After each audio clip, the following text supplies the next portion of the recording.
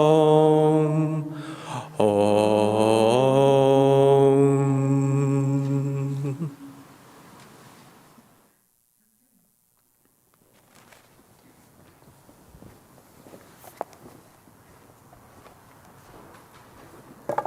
Good morning, everyone. Good morning. We are at that phase. By the way, everyone includes you out there too online. Hello, glad you're with us. We have more and more people in person, still COVID protocol appropriate, which is great. We can speak one person at a time without a mask, which is great too. But I kind of think it's like just what Jesus was talking about, which is just accept what comes to you unasked as God's will. That isn't what Jesus said per se, that's what Swami said about that. But that's really the point of all this, because if you ask me, love your enemies, bless them that curse you, do good to them that hate you, pray for them which despitefully use you and persecute you, that's a tall order. I mean, how do we do that? What does that mean? That's just against our natural sense of protection and well-being, it seems. But let's delve into that and talk about what Jesus might have meant. Well, what all the masters mean, actually, which is that they're trying to help us be happy. And to the extent that we think that we're separate from other people, that our well-being is separate from your well-being, that I have to protect myself, that chant that we sang, I own nothing, I am free, I need nothing, I am free, I own no one, I am free, I need no one, I am free. That can sound a little bit kind of impersonal, sort of lonely and sort of sad, unless you take it in that sense that the masters are trying to help us with, which is we want to identify with our oneness with life, with everyone else. And to the extent that we identify with this body, this personality, everything we're familiar with, that's ego. Yogananda defined ego as the soul identified with the body. So we are the soul, we are infinite, we are that expression of God which is eternal bliss. Ananda is what that is, the Sanskrit word for that. That's what we are inside, and we know that. Our souls recognize that, we yearn for that. We're constantly seeking smriti, which is divine remembrance in everything we do. And the story of life is that we seek it, first of all, it seems, in all the outward manifestations, ever since we're born and we wake up and we grab stuff. You know, we are looking for what we think is happiness in external ways, or ideas about what we think will make me happy out there, the perfect fill in the blank. What's yours? The perfect partner, job, amount of money, house, respect from others, understanding, finally, revenge, depending on your level of consciousness. But it's just a whole story, isn't it? Because we see, that's the grand drama. That's what makes for good movies. You know, if it were just this, we wake up, we feel blissful, everybody else is blissful around us, and ho-hum, we're done. Kind of a boring movie. I don't know why God designed it to be exciting drama, but He did, she did, it did. And God created all this. God became all of this, including us. We are His expressions. We are like rays of the sun. And it's hard for us to identify that when we are stuck thinking that we are this limited body. I remember as a kid, our family was raised, I was raised with my family in San Francisco for about the first 13 years of my life. And then we picked up and moved down to another city further down the San Francisco Peninsula. So, 13 years old, completely new school, you know, and this is teenage years when you're beginning to kind of have the ego, and it's really important what people think of you. So I ride into school on the first day in my new Schwinn bike that I got for Christmas, and I very coolly kind of swing my legs over and sort of ride in, and then crash with the bike on top of me in the schoolyard. Perfect Charlie Brown episode. But I would say it's God's solemn duty to give us those moments of not taking ourselves too seriously. Now, do we like that in the moment? Probably not. But I would invite you to think about any of those moments when it was just like everything that you hoped for was just the rug pulled out, and all that you thought of as your true positive self was just went crash. What does a loving parent want for you? Your true happiness, your lasting happiness. You know, and if you thought that it was going to be in infinite chocolate bars, that may seem like it's true just, you know, when you have one of those and it tastes kind of good, but the parent knows that that's not going to do it for you because there's a result of that that isn't infinitely happy. The wise parent knows the long-term effects. So God, the Guru, and our true higher selves know that also. And when we are caught in limited identification with what we think will be happy, it's their solemn right, God, the Guru, if we have one, who is God's agent to help us through this, or our higher selves, or our friends, if we have true friends, or our parents, if we have really good parents. It's their job to help us expand to our higher selves. So this is what Jesus is saying here. This is a tough one, but just let's listen to it as if this is a loving parent that is really trying to expand us beyond our limited selves. Love your enemies. Bless them that curse you. Do good to them that hate you. And pray for them which despitefully use you and persecute you. And then further on, Swami says, be grateful for the pains you experience, for they are healing strokes of His love. See whatever comes to you unasked as a manifestation of His will. All right, that's a little tough. But when we take it from the point of view of, okay, wait a minute, the goal here is to expand myself beyond what I currently know. Now, if you were trying to take on something like mountain climbing, you know, Everest is kind of our standard model of the real high, big goal. I don't know how to climb Everest. I mean, I imagine you just keep going. But I don't have the right kind of gear, I know that. I've read stories about people that had pretty bad experiences, but I know that all of them sought help. They sought somebody that had done it before, that hopefully had been up and back, hopefully several times, knew what they were talking about, and knew how to guide them. That's what I'd want for a mountain guide if I really wanted to get to the top of Everest. So when we get to the point where we are finally, mostly what happens is we just get tired of the same old Groundhog Day slap in the face. You know, everything if you don't know what that is, then you have to ask me. Where everything we try just doesn't work again and again and again. Now, you could probably remember that in your life where you just, you know, it just went crash. But sometimes, wasn't that an opportunity to just kind of break you open a little bit? You know, even heartbreak can kind of break us open from what we thought was limited happiness. And then we learn something. We try new alternatives. We take a deep breath and realize, wait a minute, the happiness I'm seeking isn't out there necessarily. This is what the great masters are trying to help us with. They want us to realize that we are complete within ourselves. What is perfection? Perfection is, the word comes from a Latin word that means completed. So perfection means we're complete within ourselves. We're not flawed. We're not incomplete, we're not looking elsewhere, we're not mistaken or deluded. Now, you know, most of us, when we be honest, we're not thinking that way most of the time. But that's just the grand, glorious adventure that we call life. Life is an adventure in self-awakening. And the masters give us techniques that help us realize that. That sense of, centeredness in ourselves, completeness, happiness, contentment. And of course, you know what it is. It's meditation. I'm preaching to the choir. But it's always good to remind ourselves. Because, why is that? Why is meditation the answer or a really good answer? It's because we get still, we close our eyes, we let go all of the outward kind of going energies, and we just realize what that feels like.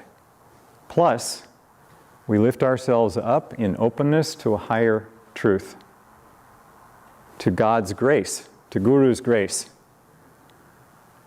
And once we do that, we realize, oh, wait a minute, that's my real self.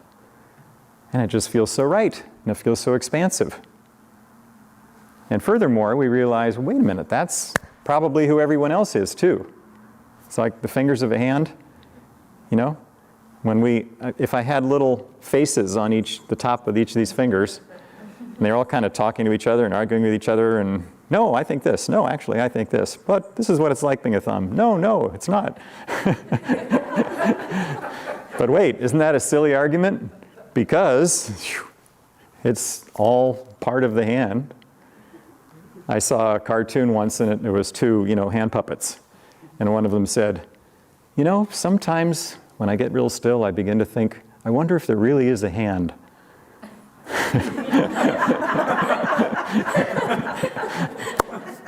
So it's not like we're puppets. We are expressions of God. God is expressing through us. And the cool thing is, just like rays of the sun, just like individual thumbprints, fingerprints, just like snowflakes, we're all unique. Look at this world. God created this world, so we're told by those masters that have experienced that truth. God created it out of his perfect oneness by the delusion of duality, swinging back and forth, like a pendulum going back and forth, or a tuning fork even. Ding! You hear that sound, but it's vibration back and forth. That's just how God did all this. Vibration of sound, vibration of light. It sure creates an amazing show, huh? Just gazillion different ways that we all seem different from each other, or from other things, or from other experiences. But in meditation, when we get to that still point at the middle of that vibration, the middle of that tuning fork, we realize, oh, oneness. That's the same oneness as everybody else. It's the same source. Then we feel compassion. Then we realize that everybody is seeking the same thing we are. They're all seeking it their own unique way. And sometimes it looks like it's, like a loving parent seeing a kid who's just choosing all the wrong things, we think. And they're getting themselves in trouble, and they're just not, it seems like it's not going in a good direction. But if you've been in that situation as a parent or seen others who are, you realize you have limited control over that. You may think you can control it, but really you have to let people experience their own God-given expression of learning. Because don't we want that? Don't we resist anybody telling us how we ought to be, or that we should be different than we are? That's silly. I can't. I am, who God has created me. This is the whole learning process that I've very carefully done for countless lives. Reincarnation's a big part of this. But we go on, as Yogananda said. Somebody asked him once, is there any end to evolution? And he says, no end. We go on until we achieve endlessness. That's what Jesus is saying. Go on until we get to the point where nothing throws us, where we feel compassion with others, where we don't feel a separate reaction to others. I'm not perfect in that, but it's just a nice goal to remember.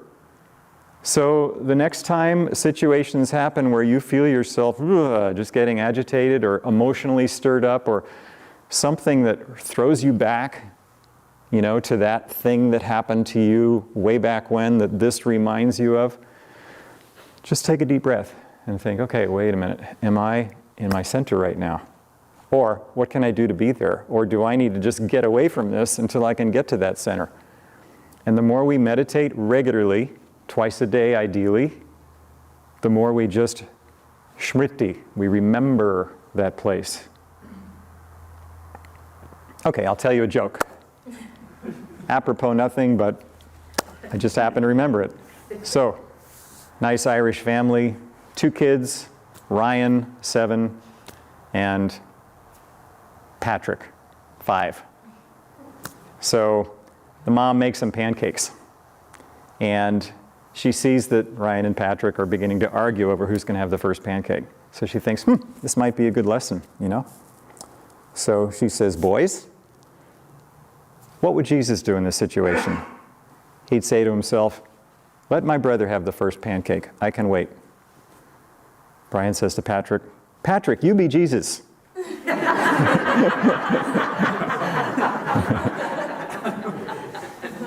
So that's how it can seem, you know. Jesus is talking about love your enemies, be grateful to them that curse you. Swami Kriyananda talks like that, and we look and we think, you maybe, but not me. Well, it's okay to be honest. That's part of the spiritual path, is to be honest about where we're standing. Part of it is also to see where we're going. And it's that dance, it's that marvelous dance that makes it actually, honestly, not easy. That's why Krishna said, out of 1,000, one seeks me. Out of 1,000 who seeks me, one perhaps knows me as I am. All right, that can be depressing odds, but Yogananda said our odds are better. And I think what he meant by our odds was just sincere truth seekers that are really doing their best. Just doing our best. That's all we can do. But be honest. Take one step at a time. Do everything that we can do, that we know we can do, to move forward today. What can I do today? How can I move forward today? And if it's meditating more regularly, or taking seclusion, Yogananda said, is the price of greatness. So greatness in the sense of what we're trying to do. To realize our oneness with God, to realize that that's the only thing that really matters.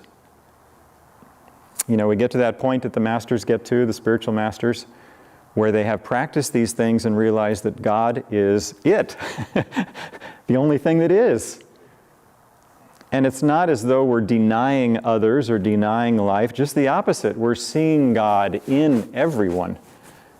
The amazing thing about Swami Kriyananda is that when he related to, I'll speak personally, when he related to me, and it wasn't often, personally, but those few times, and the way I saw him relate to everyone else, he saw your highest.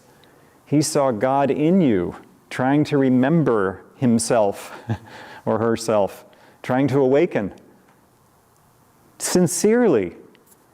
And he just did everything he could to just help you take your next step forward in that direction.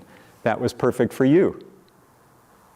And that takes a lot of work. That takes a lot of detachment, to look at things impersonally. Doesn't mean coldly. Impersonally means not attached by ego identity with what I need. No, it's like, what does this soul in front of me need right now, according to their nature? What's God trying to become through this person? What's God trying to express uniquely through this person? How can I help? And the more we can do that, the more we see God everywhere. The more we see everything that comes to us, every circumstance in our lives, including the ones that cause us pain, or that stir up those agitations.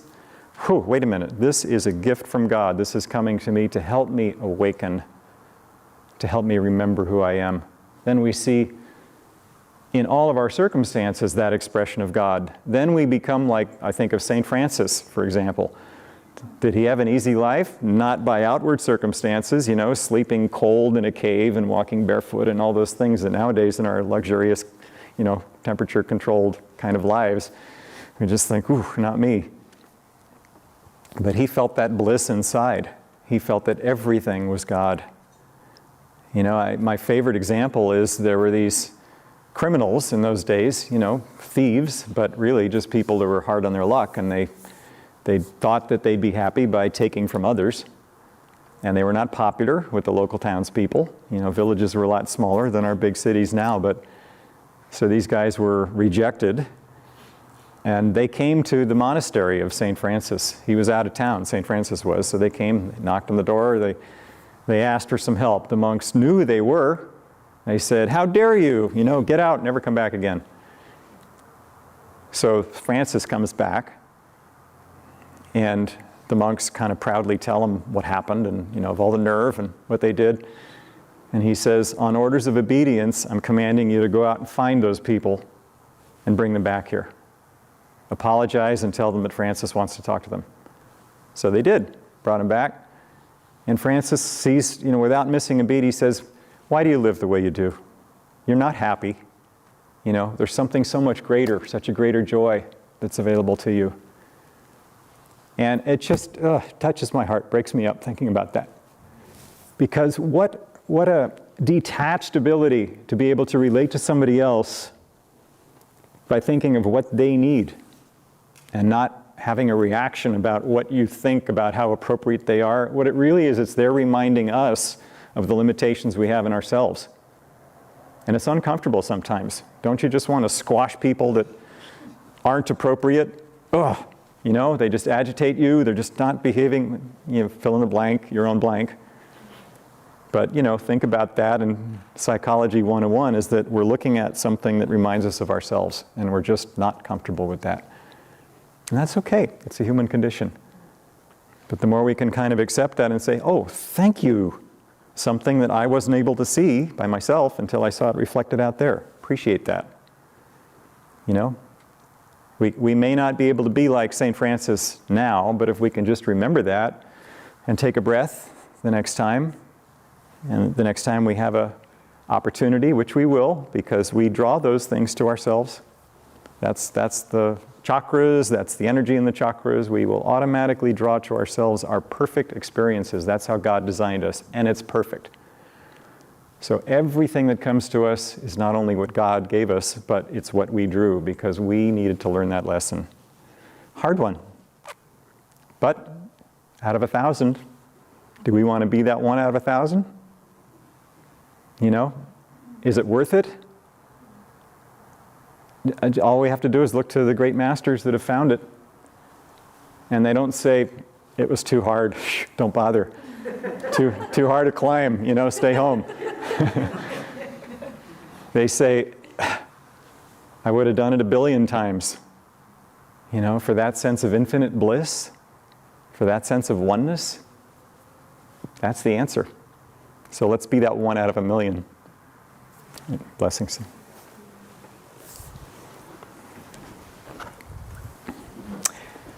And let's have a song.